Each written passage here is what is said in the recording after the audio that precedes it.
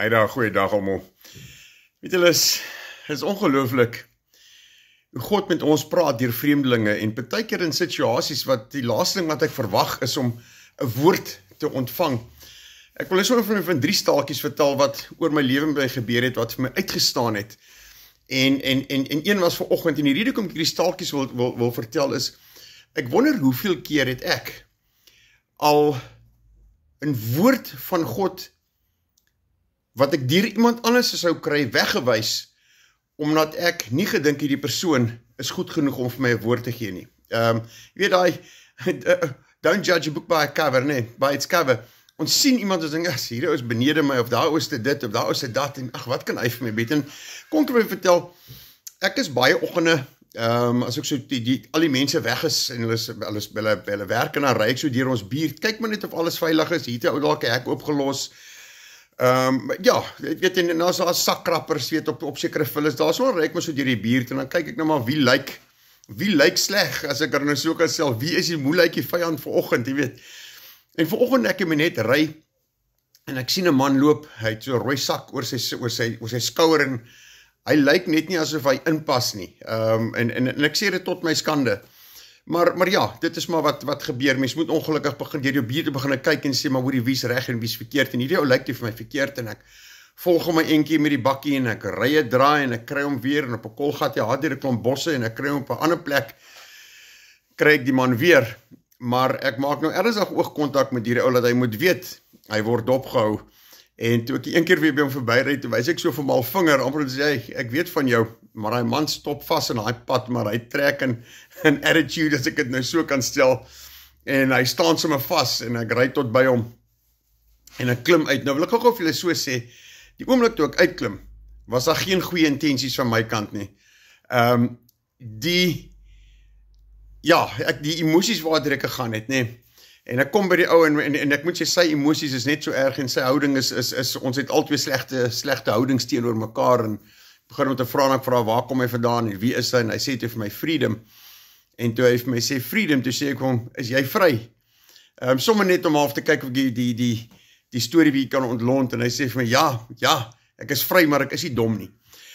Op daai oomblik, die humor wat die ou ingooi, dit was absoluut fantasties, en weet hulle, ek en Freedom daar gestaan en lag, ek weet seker vir 3 minute, wat ek nie met hom kon praat nie, maar dit was net die punchline wat hy vir my gee, en ewe skielik begin ons met mekaar te praat, en dit is so wonderlik, en binne sekondes, toe praat ek en hierdie man, die Freedom vir wie ek nou gedink het, ek gaan jou uit my buurtyd kry, toe praat ek en hierdie man oor die Here, en die ongelooflikste ding gebeur, terwyl ons oor praat, op my muur, as jy by my huis so byre, ek het dit buitekant opgesit, want ek sukkel altyd om hierdie verste reg in volgorde kry, en dit is Johannes 14 vers 6, ek is die weg, die waarheid en die lewe.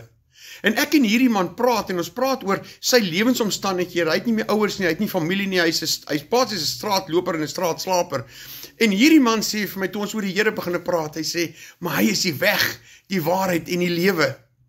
Hy haal aan dit wat op my muur staan, en nou is dit maklik om te sê, dis toevallig, of is dit godsvallig.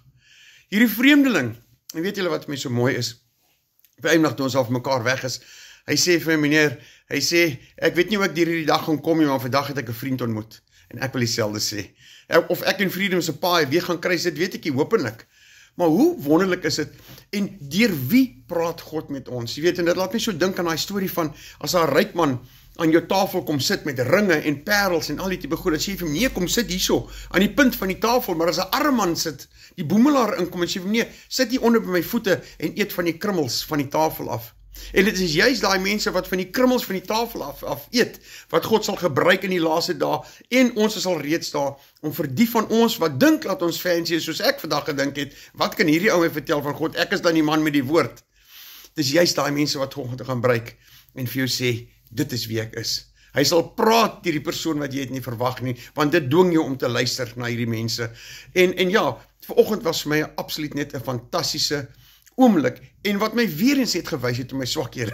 Ek is al so siek vir my eie swakhede, maar dat is altyd nog, nee, maar dat is iets om aan te werk, en ek wil vir julle 2 ander instansies net vertel, ek dink ek het dit al voorheen gedeel, maar net om te sien hoe God met my gepraat het, deur 'n vreemdeling, vir wie ek nie tyd gehad het nie.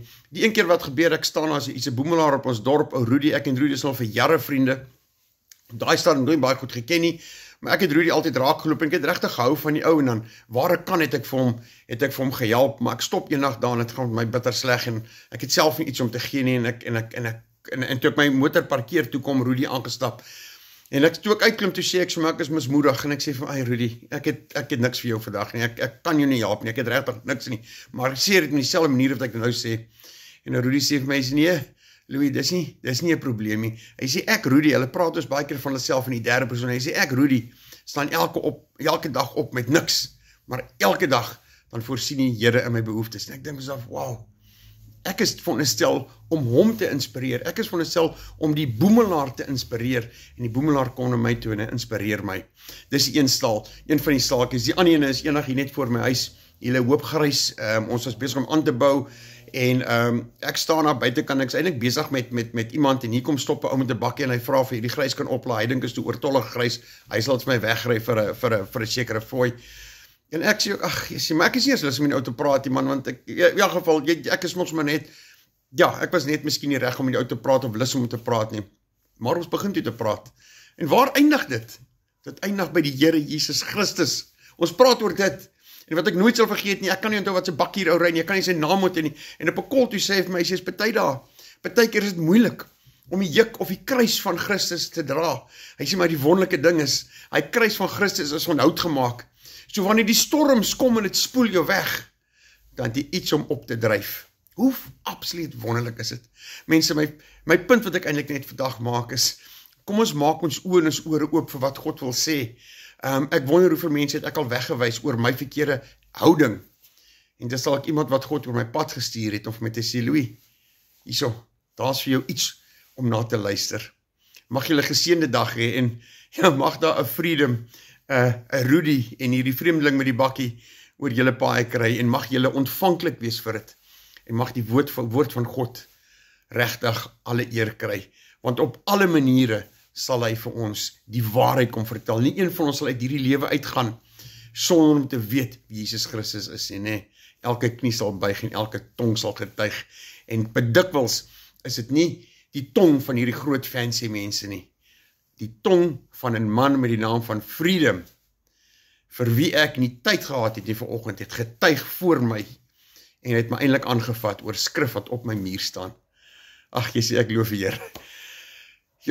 Ja, ons loof en prys die Here Christus, Here Jesus Christus, wat vir ons gesterf het, en wat vandag nog mense op ons paai stoot, opbring, sodat ons kan luister na hom. Mag julle geseënde dag hê. Totsiens.